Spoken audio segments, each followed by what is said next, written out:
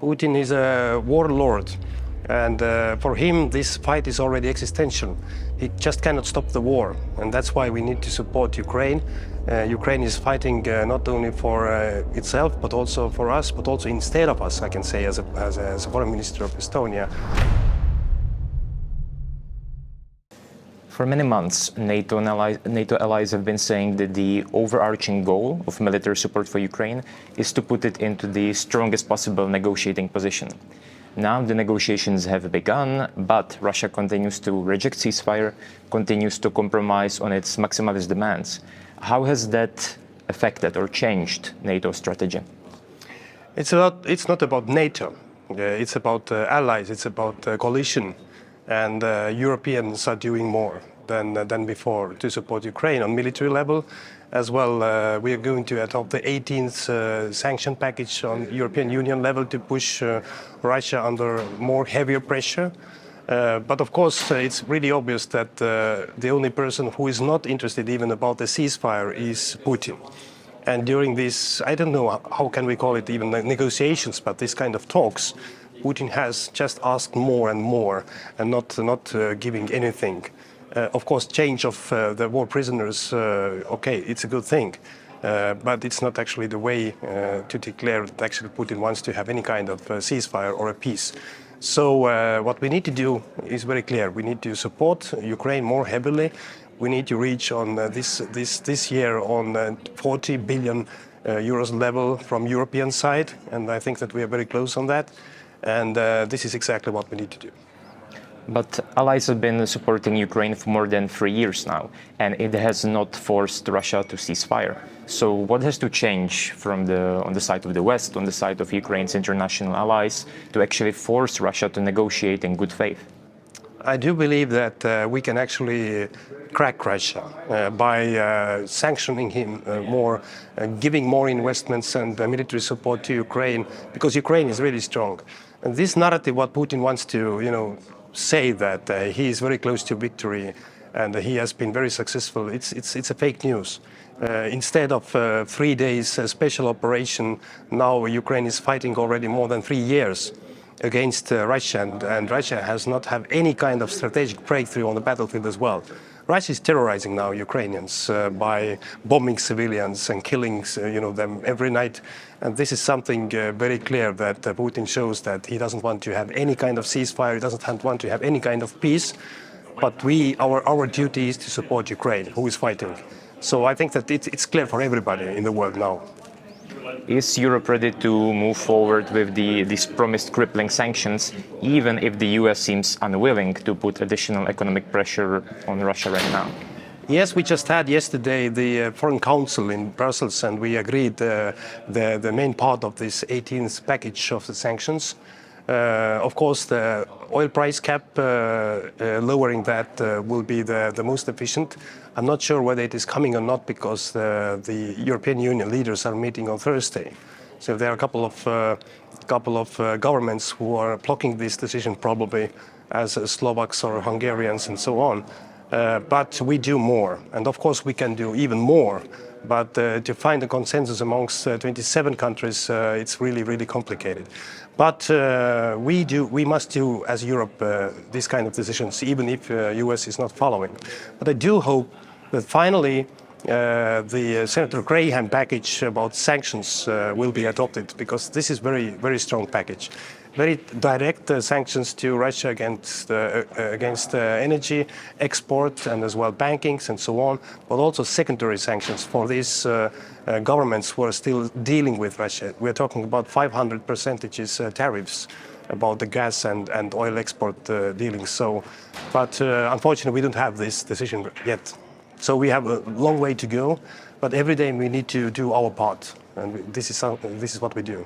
So would you say that Europe has some kind of a contingency plan if the US disengages from peace efforts, from the war in Ukraine altogether? Yes, Europe must take these responsibilities.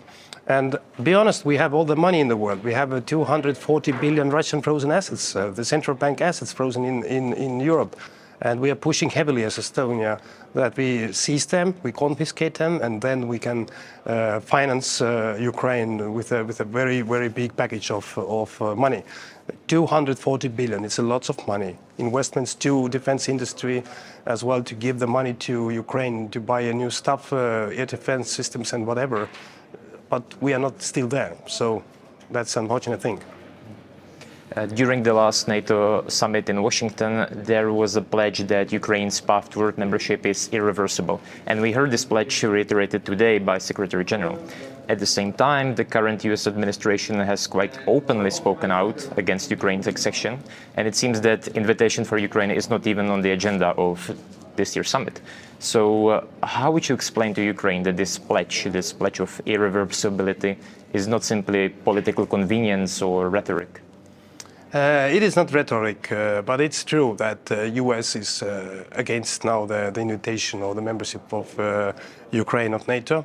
But I can say the position of Estonia and many others that we see the only working security guarantee for Ukraine, but also for our region as a Europe, is the full membership of NATO for Ukraine.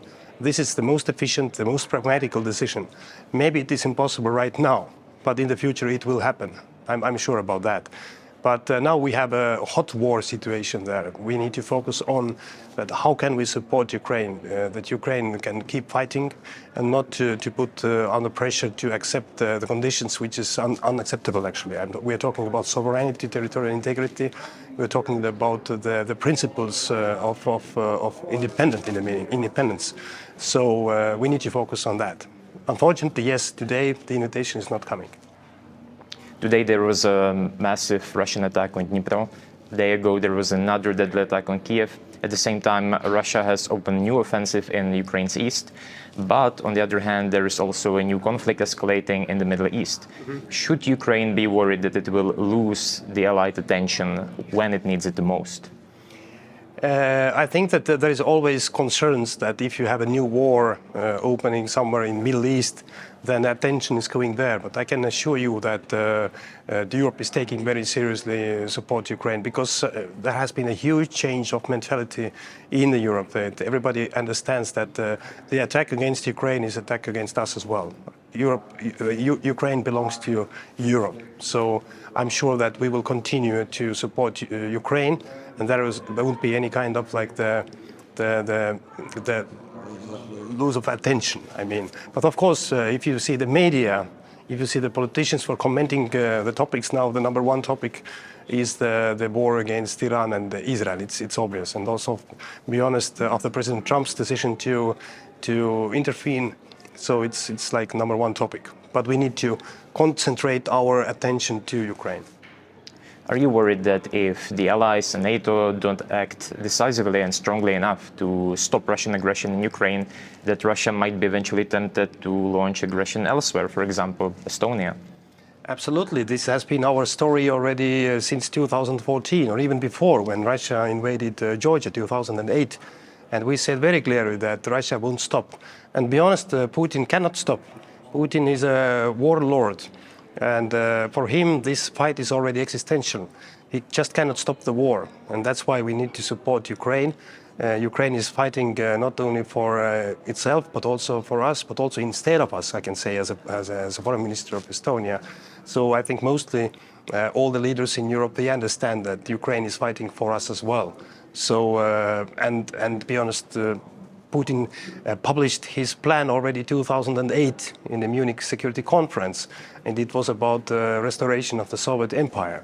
And he's really committed on that plan. So that's what we need to understand. So Estonia is understanding that Baltics, the Nordic Baltics, maybe some others, they don't believe it finally, but it's our job to convince them. As a country on Russia's borders, how do you view the signals from the US that they are shifting their focus away from Europe, their plans to decrease military presence on NATO's eastern flank, for example? Let's see what the review of the plans will be, because the US understands as well that their troops in Poland and also Baltic states, they are keeping the peace in the meaning of securing the peace. But let's see what the plans will be there. But President Trump has said very clearly as well that he will be committed to NATO. But of course, I totally agree with President Trump already years, and also previous presidents of US, that Europe must pay more. Europe must take more responsibilities for its own defense. And this is not fair burden sharing, what has been during the last 20 years. So Europe has been like an old, fat, lazy cat who has not, who was just waiting that if something bad is happening, that US is coming and will solve the problems. No, US may not come to solve the problems if we are not committed. So this is exactly what you see as well, this NATO summit. This is historical, that Europe is now doing more. And we need to take more responsibilities, then US will be here as well. There actually have been many voices after President Trump took office and after Vice President Vance's speech in the Munich Security Conference that NATO, as we know it, is gone. Do you agree with that? No, NATO is more stronger than ever before. We have Finland, we have Sweden, new members in our region in NATO. Also, we see that all the member states are investing more heavily, but also I see this change on political level and as well, be honest, on different societies. We have had elections in Germany, and Germany new government has declared very straightforward that they will create the strongest army in Europe. They have plans for that, they have money for that, so I think that the NATO is actually stronger than 5 years ago. At the Kyiv Independent, your contributions are the backbone of our journalism. Shows like Ukraine This Week wouldn't be possible without viewers like you. Support independent journalism from Ukraine by becoming our member. The link is in the description below.